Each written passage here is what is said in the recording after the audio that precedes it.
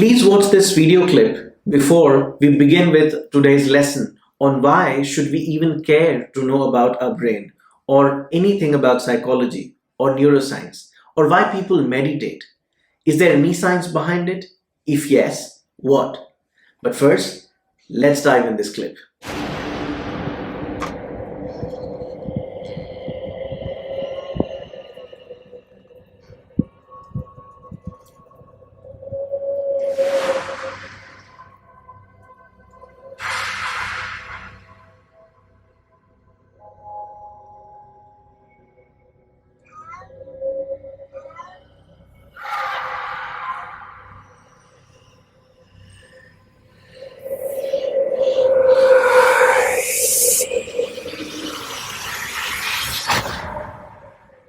For most people, this spooky scene would induce heart-pounding terror and make them feel super scared. But for me, it felt oddly comforting. It gave me a cozy feeling of happiness and safety. Now, before we get into the context behind why I felt that way, I want to quickly address something very crucial. See, it's very easy to drift your attention here and there while watching a video, and especially on YouTube.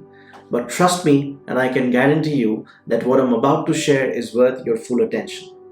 If you watch this video with full attention and do not drift your attention here and there, you will get to the roots behind why anxiety happens and why it's very important for you to understand concepts about your brain or anything around psychology or on neuroscience. This video will give you your basics.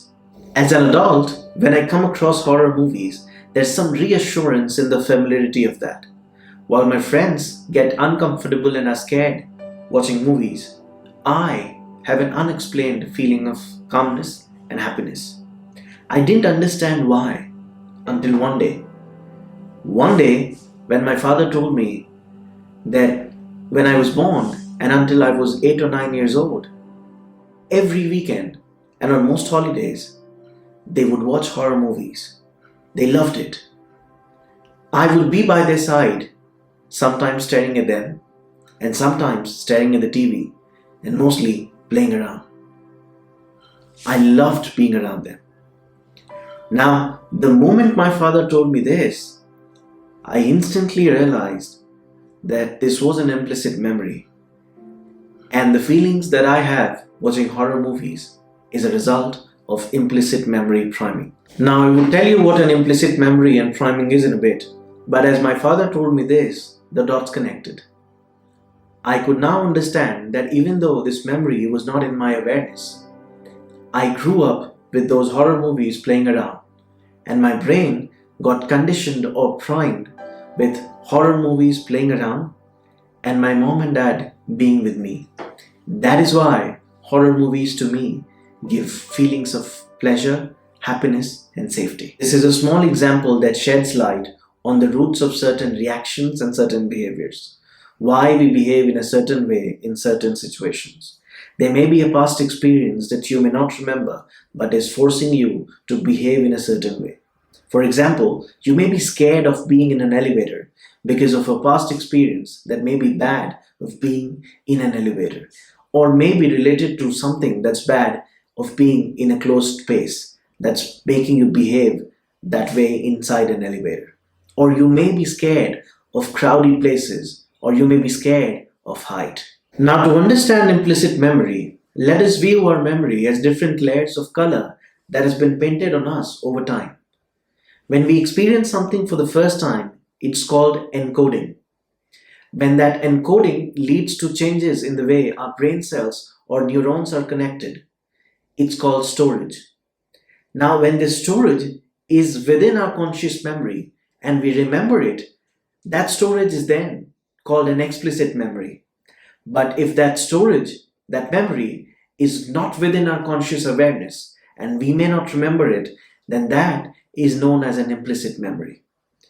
And when that storage, that implicit memory, is reactivated by something similar about to happen, we call it retrieval. For example, if you've been bitten by a dog in your childhood, as an adult, when you're walking the street and you come across a dog that's nearby, you may get scared. unknowingly, unreasonably. That is an implicit memory retrieval. In its pure form, an implicit memory retrieval comes into our awareness without a tagging, that it's coming from an encoding that happened in the past. It feels as if it's happening for a first time, and experiencing passing a dog and being scared like that may feel weird and very frustrating. Implicit memory priming refers to a phenomena where exposure to one stimuli influences your behavior to another stimuli that may be happening at the same time and may or may not be related directly to the first stimuli.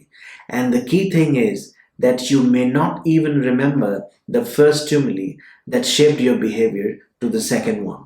This is exactly what happened with me in my case of watching horror movies. Though I did not remember watching movies with my parents during weekends, it shaped my behavior in later adulthood when I would come across horror movies. So, the point that I'm trying to make out of this lesson is that your implicit memory, that you may not be even aware of consciously, is shaping and influencing your conscious behavior. And that may feel weird, just how I felt weird of being comfortable and feeling safe watching horror movies. That was crazy. I felt as if I belonged from some ghostly family and have a ghostly soul. I could not understand what's right and what's wrong, what's real and unreal. And that is what anxiety does to you. That is what depression does to you. It amplifies your fears. You're not able to understand what's right and what's wrong, what's real and what's unreal. For example, if you're afraid of being in an elevator, you would be hell scared. You wouldn't come out of that elevator and say, it's my implicit memory that's trying to protect me, right? And I'm behaving in a certain way because of that implicit memory that I'm not even aware of. The problem is that the retrieval, the priming, happens from an unconscious memory that we do not know. And that is why we feel weak, we feel strange, and it takes a toll on our attitude, and we begin to self doubt, and that for us is disastrous. That is why knowing about implicit memory or any mental model or psychology or investing in neuroscience is crucial for your success and for your well being. Now that you have this knowledge, the good news is that there are a lot of ways for you to reflect on this knowledge and navigate your life's challenges, particularly when it comes to anxiety, indecision, or coming out of depression. Knowing the roots of your certain reactions and behaviors is crucial, and you can do so by meditating and mindfulness. This is particularly one of the strongest reasons people meditate. When you meditate, you develop self awareness and self compassion. You're more able to absorb in your own self and transform from focusing on yourself to deep concentration. There's a difference between focus and concentration. Now, I'm not going to get that deep into what's the difference. You can Google about it, that's very simple. But there are two different brain regions that take you from focus to concentration. It happens within your prefrontal cortex or the thinking brain. This part of the brain is responsible for all your higher order cognitive activities like thinking, planning, judging, calculations, etc. Now, this circle, as you see here, is one of the simplest breakdown of the prefrontal cortex you will ever see. I have divided the PFC, the prefrontal cortex, into four quadrants: top, bottom, both sides, and the medial. The top part is known as the dorsolateral prefrontal cortex or dorsal. The medial part is known as your medial prefrontal cortex.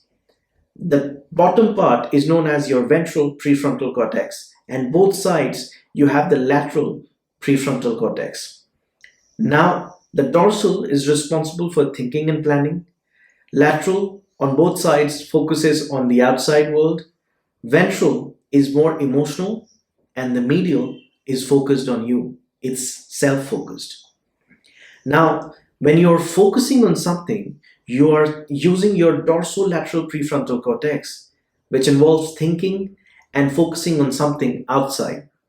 But as your focus transforms to concentration, You go deep.